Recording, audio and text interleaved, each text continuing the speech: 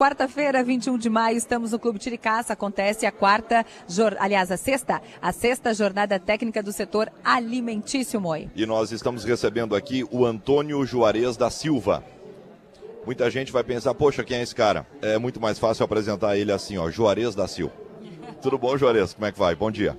Bom dia, Moisés. Bom dia, Aline. Bom dia aos amigos ouvintes do Panorama. É uma satisfação estar com vocês aqui, este fórum diário, não é? Que movimenta o Vale do Taquari. É assim que o pessoal te chama? Juarez da Silva? Sabes que é o Moisés da Independente, a Aline da Independente, né? As nossas instituições passam a ser os nossos sobrenomes. Juarez, eu tentava, junto com o colega Moisés, na abertura aqui do Panorama, narrar e descrever para a audiência tudo o que acontece aqui, porque é um evento super grandioso, não é à toa que é considerado um dos maiores eventos do segmento do país. Conta para a nossa audiência o que está acontecendo aqui no Clube Tiricaça.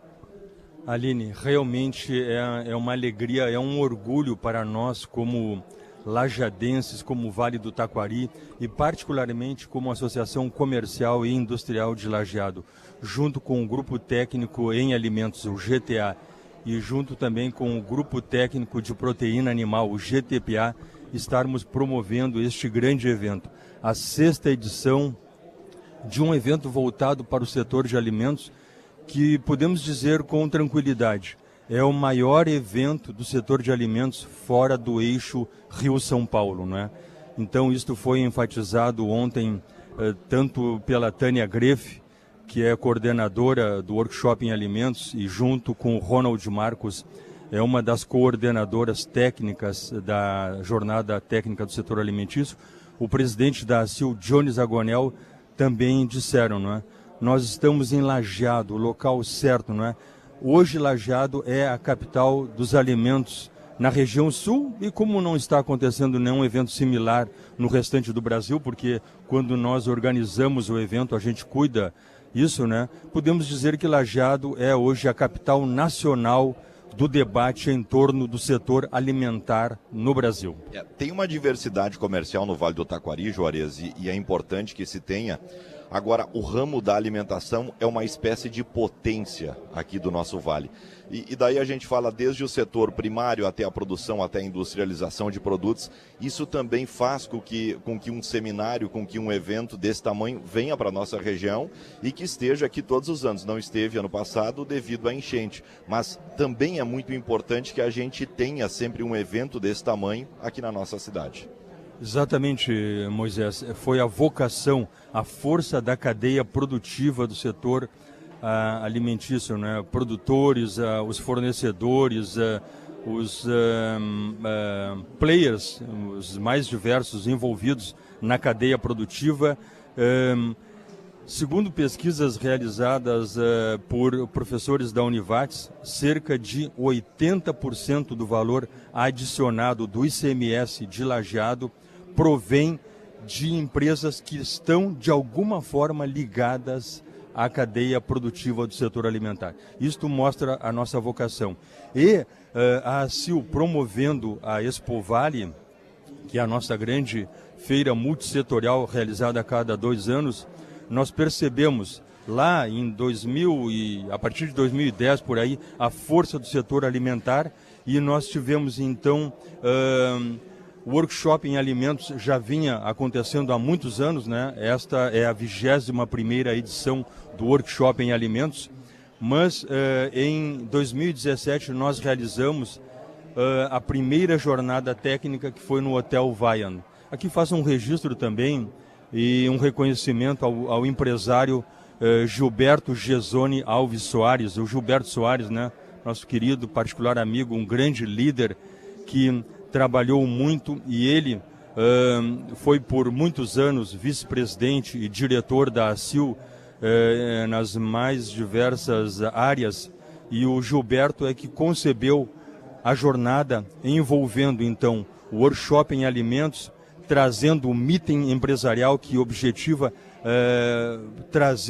sensibilizar os empresários para participarem do evento, e outros seminários que surgiram aí, como qualidade e segurança dos alimentos, seminários de inovação, seminários de lácteos, seminários de carnes e derivados, todos sob o guarda-chuva da jornada técnica do setor alimentício. Então, Moisés, sim, é a nossa vocação forte aqui em Lajeado e Vale do Taquari.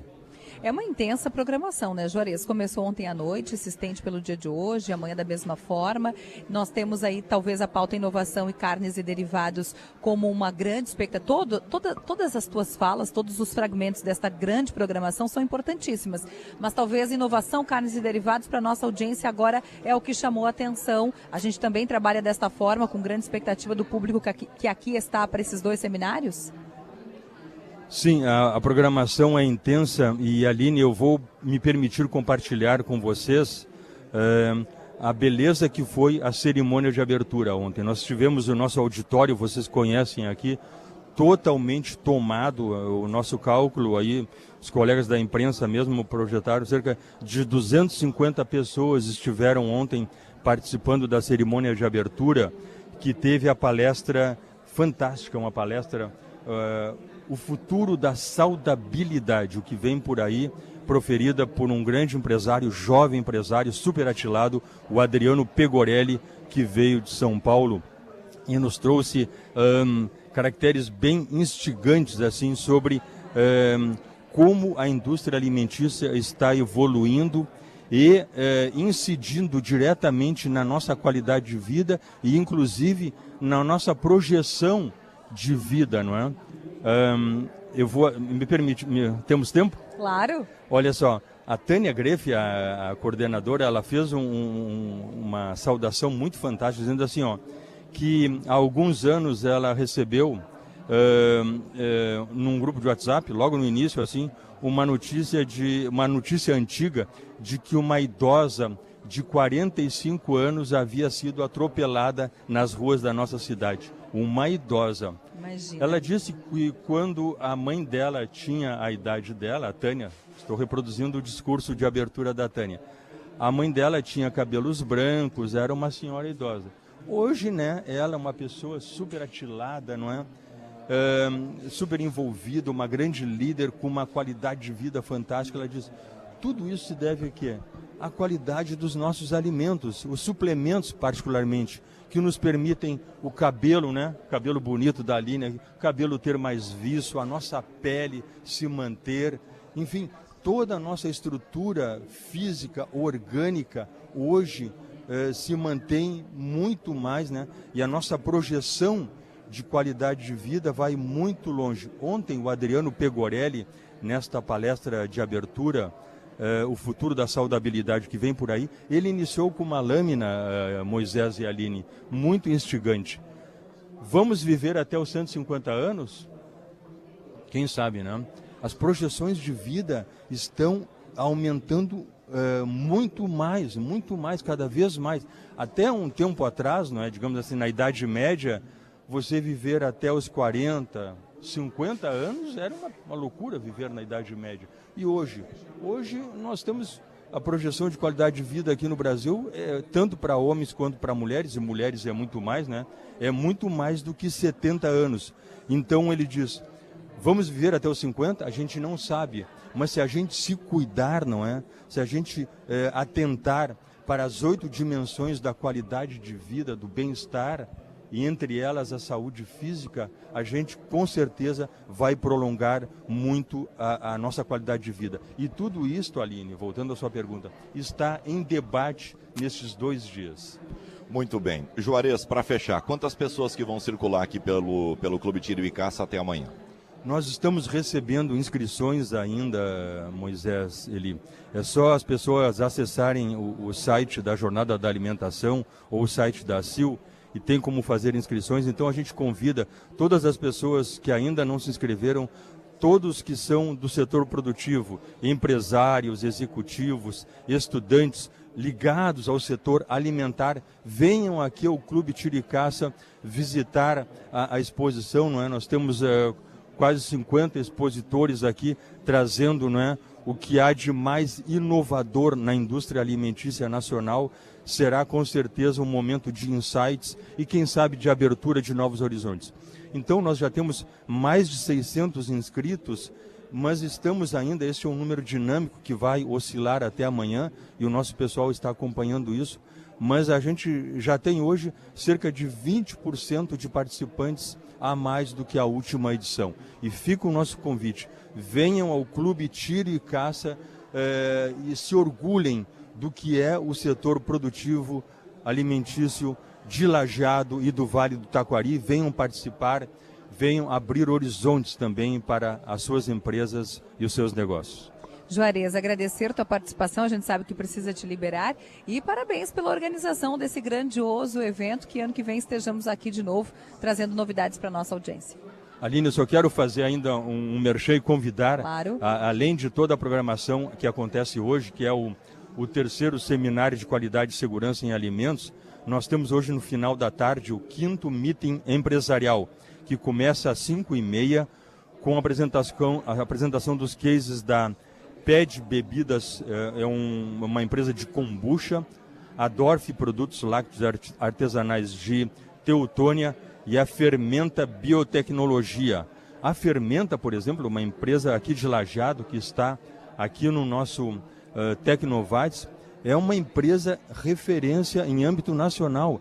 Essa empresa, eu sei que a CEO, a Marcela Salazar, já foi entrevistada por ti, Aline, no teu programa, não é? Ontem eu falava com a Marcela, ela falou com muita alegria de ter participado do teu programa. E a Fermenta é a primeira empresa nacional que produz fermentos para a indústria queijeira. Todos, até o surgimento da Fermenta Biotecnologia, todos os fermentos utilizados na indústria de queijos nacional, tanto queijos coloniais quanto queijos industriais, usavam produtos importados. A partir de agora, nós temos uma empresa aqui de Lajeado produzindo um fermento nacional. Só para vocês terem uma ideia da dimensão do elevado nível da nossa 6ª jornada técnica do setor alimentício. Então, fica o convite, venham para o CTZ, se inscrevam, será uma honra receber a todos. Muito obrigado, Aline, Moisés, muito obrigado ao Grupo Independente por este forte apoio na divulgação do nosso evento. Um grande abraço, um ótimo dia a todos. Valeu, muito obrigado. Antônio Juarez da Silva, o Juarez da Sil conversando com a gente. Nós conversamos antes com o Juarez da Sil, que nos trouxe, né, Moe, um panorama do que está acontecendo, do que já aconteceu ontem à noite com a instigante palestra que começa dizendo: será que nós vamos viver até os 150 anos? E a relação com o consumo dos alimentos, tudo isso é pauta por aqui nesse grandioso evento que é considerado um dos maiores eventos do segmento do país, tirando o eixo Rio-São Paulo, está aqui no Rio Grande do Sul, diria mais, está em Lajeado. Não sei se eu quero, viu, Aline? O 150? Viver até o 150. Ah, eu gostei. Até o 140 tá legal para mim. Eu gostei da pauta, eu gostei. Poxa. Nós estamos recebendo aqui na nossa bancada hoje descentralizada a Cris Piva, ela é especialista em vigilância sanitária e em gestão de serviços, e a pauta daqui a pouquinho por aqui será regularização dos alimentos, o novo marco regulatório e os seus desafios. Ela vai, chegada de Brasília, palestrar daqui a pouquinho na jornada técnica. Bom dia! Bom dia, é um grande prazer estar aqui, obrigada pelo convite. E eu espero agregar aí algumas informações super relevantes nessa área, porque há um marco regulatório, é sobre isso que eu vou falar na minha palestra, então acho que tem muita novidade. O marco regulatório vai ter interferência para a gente chegar até os 150 anos? Olha, acho que não. Mas, talvez, na verdade, agora pensando melhor sobre a sua pergunta, esse marco regulatório, ele trouxe assim muitos desafios, assim como todo o processo, toda nova norma, ela traz desafios. E só que pro consumidor esse novo marco ele agrega muito, ele vai trazer mais qualidade nos produtos e mais segurança. Então, assim, existe toda uma parte muito burocrática que esse novo marco está trazendo, mas a Anvisa exigiu, entre um dos documentos, um estudo de estabilidade. E o que a gente tem visto, muitos produtos que estavam no mercado e ainda estão no mercado hoje, se você pegar para analisar os nutrientes que estão ali, muitas vezes não é o que a empresa declara em seu rótulo. Então, esse novo marco, ele traz um maior controle sobre isso, com exigências dos estudos de estabilidade, então isso traz mais qualidade do produto que é servido ao consumidor. Então, talvez você consiga chegar aos seus 140 anos se você tomar um monte de complexo de vitamina e mineral e, de fato, tiver ali naquele produto o que a empresa declara ter. Cris, pensando então justamente para a nossa audiência que nos acompanha agora, e é leiga no assunto, né? Porque quem tem algum envolvimento com o setor, no Vale do Taquari, hoje está aqui nesse evento, ou já está ou está chegando. Para o consumidor lá na prateleira do supermercado, o marco regulatório ele traz impacto também no consumidor final. Não, então, o impacto que traz para o consumidor, o maior impacto desse novo marco é de fato para as empresas do setor regulado, que tiveram que mudar toda uma forma de regularização dos seus produtos e acrescentar processos e estudos que antes muitas empresas não tinham. Então, o grande impacto do marco realmente é para o setor regulado, mas existe uma consequência para o consumidor, que vai aumentar a qualidade e a segurança desses produtos. Então, isso realmente é muito positivo. Para a fiscalização é muito positivo, porque esse marco ele traz uma publicização de informações que antes não existia. Então, qualquer vigilância sanitária do Rio Grande do Sul a Manaus, a Amazonas, vai conseguir checar no sistema se esse produto foi regularizado ou não e quais informações. E aí, para a fiscalização, isso também foi muito positivo. Então, sim, tem desafios, mas existem muitas coisas positivas, principalmente para o consumidor, que vai receber em qualidade e segurança. Ô Cris, a gente escuta principalmente daí, tem coisa que é mito popular, tem coisa que é verdade, tem coisa que é fake, que é mentira. Mas, por exemplo, assim, o que a gente ouve muito? No meu tempo, a gente se alimentava melhor. No meu tempo, os produtos eram melhores. No meu tempo, o sabor era diferente. Mas tudo que a gente acessa de informação é ao contrário. Nunca se cobrou tanto, nunca se fiscalizou tanto. Nós estamos aumentando a expectativa de vida, que foi a pauta de antes da entrevista. A gente começou com essa pauta aqui, a entrevista contigo. É assim mesmo?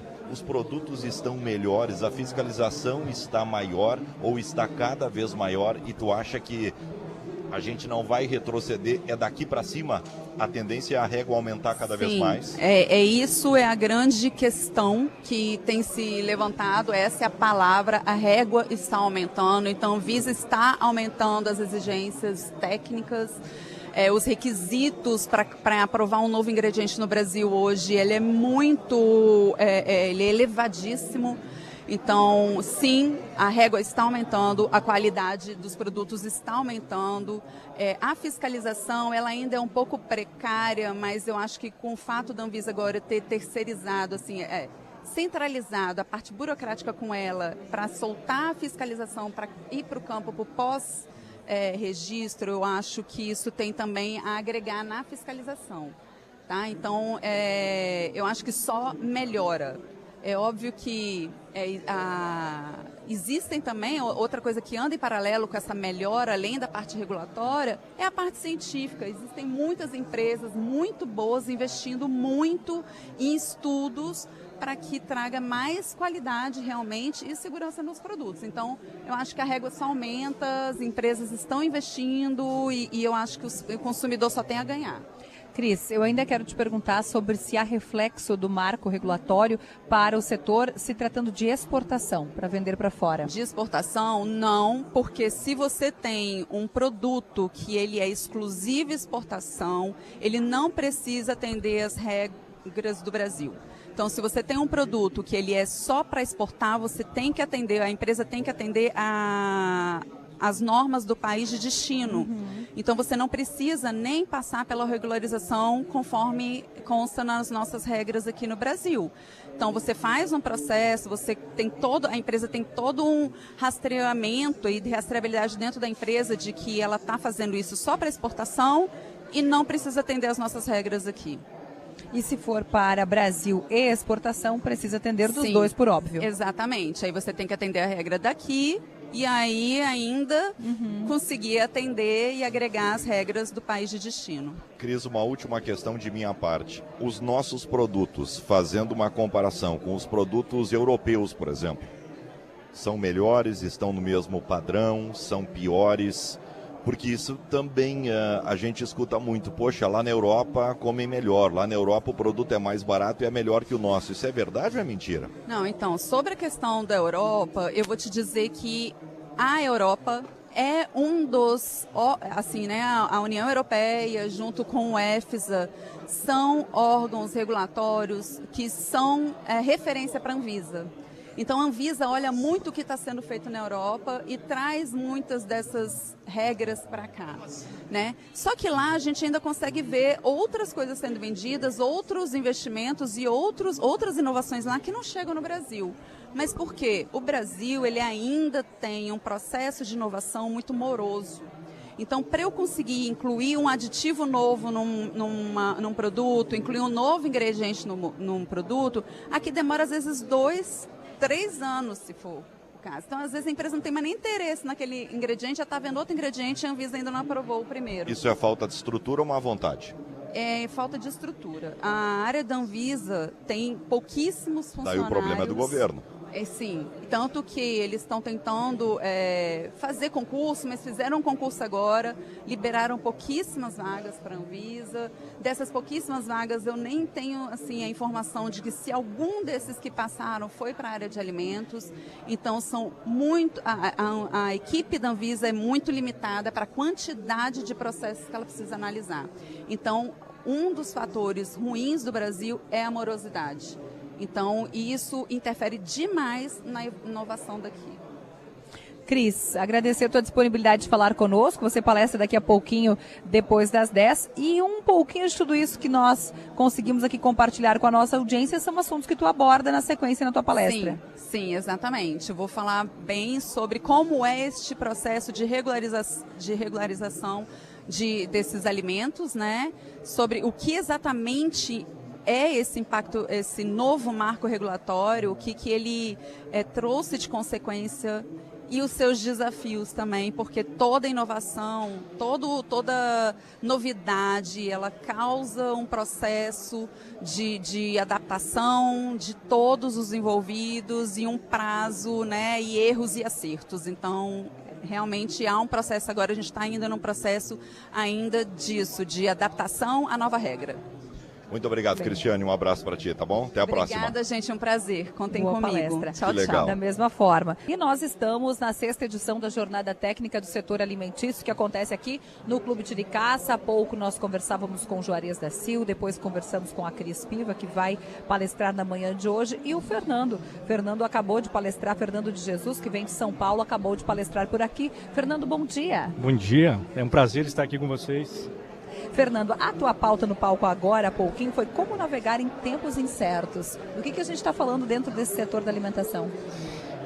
Para navegar em tempos incertos, o que eu tentei dividir e provocar o pessoal principalmente é a gente precisa desenvolver algumas habilidades. A primeira habilidade é a gente entender como o futuro se desenha, né? E o futuro é sempre um choque de forças, sejam elas políticas, econômicas, e essas forças acabam modificando a nossa visão temporal sobre as necessidades daquele tempo. Esse é um primeiro ponto. O segundo ponto é entender como o comportamento humano se dá, né? E o comportamento humano se dá muito por estímulo, né? Os behavioristas, que é uma linha do pensamento da psicologia, né? Assim como a psicanálise e o humanista, ele diz que tudo é o comportamento que molda as escolhas humanas, né? E aí eu trouxe alguns exemplos de como isso afeta a decisão, inclusive de o que comprar, o que comer, como se relacionar com as pessoas. Ela vem desse choque, ela vem dessa estrutura comportamental que incentiva os choques de forças, e essas forças elas acabam modificando e nos trazendo futuros. Por isso que o futuro ele nunca é previsível, ele é imprevisível, porque essas forças estão se chocando a todo momento, à medida que o comportamento humano também, por mais que ele repete padrões do passado, porque ele quer senso de pertencimento, ele quer segurança, ele repete e ele quer um estímulo diferente para esse tempo. E aí eu acabei trazendo alguns outros insights que apoiavam essa visão e principalmente para a gente navegar em tempos incertos é necessário a gente desenvolver um repertório de futuros. Fernando, em relação ao comportamento e principalmente em relação ao algoritmo, ele fica nos ofertando, ele fica nos oferecendo a todo momento, e muita gente fala que o algoritmo nos engana. Sim. Mas é bem ao contrário, porque o algoritmo ele oferece justamente aquilo que a gente está ou pesquisando, ou tentando comprar, ou pensando em comprar. Acho que um ponto muito importante, e aqui para dar até uma temática mais científica nessa nossa conversa, Existe um experimento chamado o cão de Pavlov. O Pavlov, ele foi um neurocientista russo e ele identificava que os cachorros que ele possuía, eles ao olhar a comida, eles salivavam. E ele pensou, bom, e se eu modificar o estímulo, se não tiver mais na comida e se tiver no apito? Então ele começa a apitar antes de o cachorro se alimentar. E aí, com o tempo, ele consegue perceber que o cachorro já começava a salivar ao som do apito e não mais pela comida. Ou seja, agora conectando com o algoritmo, eu acho que é uma via de mão dupla, né? O algoritmo, com certeza, e esse é um desafio para esse século, né? Como a nossa relação com a internet, ela pode modificar a nossa percepção temporal sobre as coisas e modificar o nosso comportamento. Por isso que nem sempre a gente acha que a gente é super racional e de fato a gente não é. A gente, de fato, é influenciado, e por isso que a gente fala sobre influencers e tudo mais, a gente é influenciado a fazer as próprias escolhas. Quase nenhuma escolha é racional. E Fernando, pensando no setor, o empreendedor, o empresário do setor, ele está atento a tudo isso? Eu acho que uma parte está, mas o meu recado principalmente é, se a gente observa o comportamento humano atual, né, talvez dessa última década, assim, a gente está percebendo muito, e que eu tentei deixar esse recado para os empreendedores, vocês percebam como os influencers estão criando empresas. Né? Por que eles estão criando empresas, esses influencers, sejam eles quem forem? Eles estão criando empresas porque eles construíram uma comunidade. E a partir dessa comunidade eles extraem o valor que eles querem, seja com produtos, seja com qualquer tipo de oferta. Por isso que é muito importante a gente conhecer em profundidade a comunidade que a gente está inserido, o tipo de cliente que a gente atende, para a gente, a partir dessa interpretação dessa comunidade, construir uma marca ou um produto forte, ou construir produtos que façam mais sentido para a gente existir nessa comunidade. Por isso que entram novas empresas e elas acabam comendo uma parte do mercado, porque às vezes a gente fica focado muito como empreendedor em preço, em praça ou em promoção. E está perdendo coisas muito objetivas e necessárias, que é, eu preciso construir significado. Porque o futuro é uma luta por significado, inclusive para as marcas. Não é sobre o mais barato, não é sobre aonde que está vendendo, é sobre o meu desejo de comprar. E o meu desejo de comprar vem dessa interpretação de sentido. Fernando, eu fico pensando aqui, tu fala que a gente faz compras e geralmente ela não é consciente, né? Mas a gente nunca falou tanto em compra consciente. Uhum. A gente fala muito, não, a minha compra é consciente, eu vou lá, compro conscientemente, eu pesquiso sobre o produto. E aí, quem é que vai fazer esse papel de tentar tornar a compra mais consciente dentro de um mundo capitalista, neoliberal e assim por diante? Quem vai fazer esse papel? Para mim, esse papel, ele está na mão da indústria, né? Então, é a indústria que vai precisar educar, porque se a indústria não educar, quem vai educar vai ser a internet. As pessoas, elas vão se educar, elas vão encontrar maneiras de se educarem. Só que o nosso desafio é que elas podem encontrar caminhos que a gente não gostaria. Por isso que eu acho que passa muito por uma questão de educação empresarial. Então o mercado tem que estar atento a isso, e é uma mudança constante, né? Que a gente vai ouvindo o Fernando e vai pensando que é tudo o tempo todo e vai atualizando o tempo todo, é na tela, na palma da mão, na tela, é passar o dedo e está atualizando. Então está atualizando para o consumidor que está sendo influenciado e está atualizando, imagino, para o empreendedor que está lá pensando o que vai colocar, por exemplo, na gôndola do mercado. Sim, exato. Eu acho que vale a pena a gente pensar no ser humano que é um ratinho com sentimentos, né? A gente já sabe que, por exemplo, juízes que não se alimentaram antes de fazer um processo, eles acabam dando penas maiores. Juízes que se alimentam antes, né? Perdão, então, já me confundi aqui. Não. Juízes que não se alimentam e vão fazer uma avaliação no processo, geralmente têm a mão mais pesada. Isso é só para mostrar como os nossos estímulos, né, eles são super profundos e eles não são conscientes. Então, se eu pudesse dar algum recado, né? Não que eu tenha essa pretensão e não que eu seja especial para dar recado para ninguém, mas se eu pudesse dar algum recado para a indústria, a gente vai precisar conhecer de maneira mais profunda os nossos consumidores, mas mais do que isso, a gente precisa construir qual comunidade e qual futuro que eu quero. Porque se tudo é uma briga por sentido, e esse sentido pode ser influenciado por vários meios, pela internet, pelo consumo, pela publicidade, pela comunidade, eu preciso entender assim, quais são essas leituras comportamentais, culturais, sociais, de pertencimento, e a partir disso ter uma clareza estratégica para permanecer relevante. Muito bem, Fernando, muito bom falar contigo. Parabéns aí pelo trabalho. A palestra já terminou. Vamos adiante. Tu vai para onde agora? Eu volto para São Paulo. Eu volto para São Paulo porque eu sou head de marketing e inovação numa indústria de ingredientes. Então, eu não vivo de palestra. Eu sou convidado para palestrar, mas a minha área é bem específica, marketing e inovação. E foi um prazer estar com vocês. Todo nosso, Fernando. Muito obrigada. A Tânia já está conosco. A Tânia vai falar sobre suplementos alimentares, o workshop de alimentos. Ela faz a coordenação dessa que é uma das ações dentro dessa jornada. Mais cedo, Tânia, a gente tentava ilustrar para a nossa audiência, ilustrar tudo que aqui está acontecendo, porque é um baita evento, é uma grande proposta. Então, a gente vai contando aos pouquinhos para a nossa audiência. Bom dia, prazer recebê-la aqui conosco. Bom dia. Bom dia, Moisés. Bom dia, Aline. É um prazer estar aqui. Estamos, então, na nossa jornada técnica do setor alimentício. Isso é, de certa forma, um sonho. É muito raro acontecer um evento como esse, que não seja em São Paulo, onde acontece todas as grandes feiras. Nós estamos trazendo para cá hoje mais de 50 expositores. São empresas nacionais, multinacionais, algumas também regionais, e que estão trazendo o que tem de tecnologia, de informações, de oportunidades de inovação dentro das diversas áreas do saber. Pensando na questão da qualidade, possibilidades de inovação em produtos, a questão da suplementação, que está muito importante em função das novas legislações da Anvisa. Então, a ideia é que realmente o Vale do Taquari se transforme no polo produtor de alimentos e cada vez com produtos mais saudáveis, mais saborosos, mais nutritivos e que agregue valor à nossa região. Agora, Tânia, talvez no momento em que o Rio Grande do Sul está envelhecendo, o Brasil está envelhecendo, mas o Rio Grande do Sul, dentro dos estados brasileiros, é o que mais envelhece. A suplementação será cada vez mais frequente, será cada vez mais importante na vida dos gaúchos? Não só dos gaúchos, mas de toda a população mundial. Os suplementos, eles já são consumidos em quantidades muito grandes nos Estados Unidos e em outros lugares do mundo. O Brasil até demorou um pouco mais, mas desde 2018 a Anvisa mudou a legislação de suplementos. Então hoje, por exemplo, se você faz um suplemento com colágeno, na quantidade adequada, você pode declarar no rótulo que esse produto faz bem para a pele.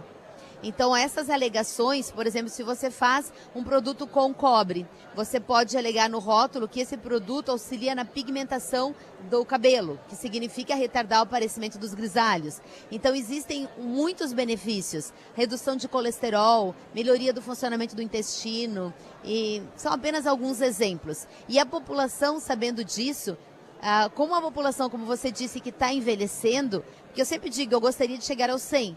Ontem, na palestra de abertura do Adriano Pegorelli, ele já deu a receita para chegar aos 150. Eu estava almejando 100. Mas também acho que ninguém quer chegar aos 100 com uma aparência muito de idoso. A gente quer chegar aos 100 com a pele esticadinha, né, com uma aparência agradável. E para isso existem os suplementos. Então, os suplementos, eles ajudam na beleza, eles ajudam na saúde, eles são preventivos a vários problemas de saúde. E aí, eu acho que é a tendência mundial. Tânia, agora há pouco nós falávamos sobre marco regulatório, falávamos sobre sermos influenciados pela rede social o tempo todo para o nosso perfil de consumo. Falávamos com 2 palestrantes e essa pauta reverberávamos por aqui. Quando a gente fala de suplementos, eles também vão passar por essas 2 pautas. Tanto o marco regulatório, quanto, por exemplo, a influência que nós temos o tempo todo para consumo de alguns produtos. O marco regulatório é o principal. O que é o marco regulatório? Na verdade, a Anvisa, até no ano passado, até setembro do ano passado, o suplemento ele era apenas comunicado para a Anvisa, como qualquer alimento. Ele é um alimento, mas ele era um alimento como os demais. Por exemplo, a diferença entre uma bala e uma bala com vitamina é que a bala é um alimento e a bala com vitamina é suplemento. Mas as mesmas eram só comunicadas. E a partir de setembro do ano passado, houve a necessidade de notificar a Anvisa. E a notificação, ela exige um estudo de estabilidade. Então, você tem que provar que todas aquelas vitaminas estão presentes no teu produto até a validade. Isso é o novo marco regulatório. E isso trouxe muitos desafios, porque empresas que tinham todo um programa de qualidade, elas já tinham alguns estudos em andamento. Então, por exemplo, eu trabalho em indústria de alimentos, que faz suplemento, e eu já fiz 18 notificações, porque nós já tínhamos todo um estudo em andamento. Porém, as empresas menores não têm. E esses estudos, até a validade, demoram 12, 18 meses. Então, há um vácuo muito grande, uma preocupação muito grande de milhares de empresas brasileiras, porque são muitos produzindo suplementos. Então, mas por outro lado, vai haver cada vez mais credibilidade nessa categoria de produtos, porque ela vai realmente ser segura. Né? Quem consome o suplemento com colágeno, quem consome o suplemento com melatonina, vai ter certeza que aquele nutriente está ali estável até o consumo.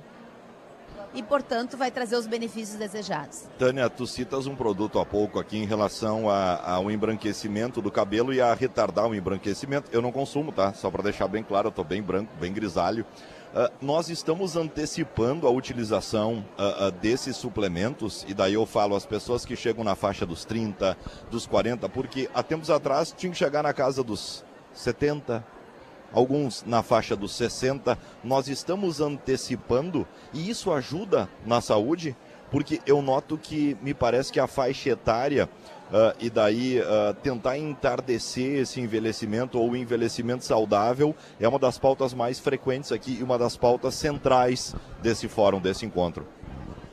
Quem não gostaria de chegar aos 60 com os cabelos morenos, né? Ou, no caso, se a pessoa é morena. Eu sempre gosto de dar o meu exemplo, porque eu acho que nada melhor do que a gente falar de nós mesmos, né? Eu fiz 60 no ano passado e eu não pinto o cabelo. Eu tenho fios brancos, mas quando eu me olho no espelho eu me vejo morena. Só que faz 5 anos que eu consumo o polivitamínico. E o polivitamínico, seria um A a Z, ele possui vitaminas e minerais. E entre esses minerais nós temos o cobre, que é para cabelo. Mas nós também temos biotina, que é para fortalecimento do cabelo, pele e unha. Temos o zinco. Nós temos a questão da imunidade, que nós passamos agora por uma pandemia.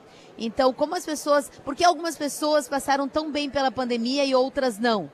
Por quê? Vitamina D, zinco, vitamina C, vitamina B6, são vários nutrientes que melhoram o funcionamento do sistema imune. Então, quem estava com o sistema imune em alta, teve condições de rapidamente produzir anticorpos e o Covid foi apenas mais um vírus. Quem não se precavia, quem não tinha uma boa alimentação, não suplementava, no momento que o vírus chegou, ele encontrou um ambiente adequado para se multiplicar.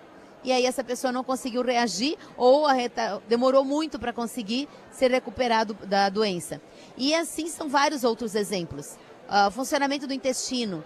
A pessoa que não tem o funcionamento do intestino adequado, né, que tem problema de constipação, ela termina acumulando várias toxinas carcinogênicas dentro do organismo. E isso pode levar ao desenvolvimento de um câncer. Então, por que não evitar? Por que não consumir fibras? Esse é o sentido. Cada vez mais você se preocupar com a beleza, você se preocupar com a sua saúde e uma grande amiga que vocês conhecem muito bem, que é a Dirce Beckeldevin. Está de aniversário hoje. Está de aniversário hoje, a Dirce é minha comadre, parabéns, Dirce. A Dirce me disse uma vez, Tânia, se nós temos a tecnologia ao nosso favor, por que não usá-la? E aí eu sempre uso a frase da Dirce, porque eu trabalho com tecnologia, né? E eu trabalho com esses nutrientes todos. E eles estão ao nosso dispor, eles não estavam há muitos anos atrás. Ontem, na minha palestra de abertura, eu comentei da minha mãe, que na minha idade, ela era uma senhorinha que tinha um vestidinho sempre com o mesmo corte, cabelinho branco, baixinha, né, gordinha. Era uma pessoa maravilhosa, mas o padrão de qualidade dela era outro, era diferente do meu. Eu já quero, né, melhorar a minha aparência, eu quero, né, me alimentar bem para isso. E, felizmente, hoje nós temos possibilidade nesse sentido. Então, vamos aproveitar, vamos usar a tecnologia. E essa questão do polivitamínico, eu já fiz uma vez um cálculo, custa menos de R$1 por dia para você suplementar todas as 13 vitaminas e a maior parte dos minerais. Então, por que você não vai gastar R$1 por dia com a tua saúde? Todos os dias. Na minha casa é assim, senta para almoçar, na mesa estão os suplementos. Antes do pessoal começar a comer, o pessoal já... meus filhos e meu esposo já consomem o suplemento. É um cuidado simples, É simples e possível, hoje possível. Tânia, alegria falar contigo, essa é uma excelente pauta para a gente reverberar em outro momento, conversar um pouquinho mais, a gente sabe que precisa te liberar. Sucesso nesse baita evento e até a próxima. Muito obrigada pela oportunidade. Valeu. Muito obrigada.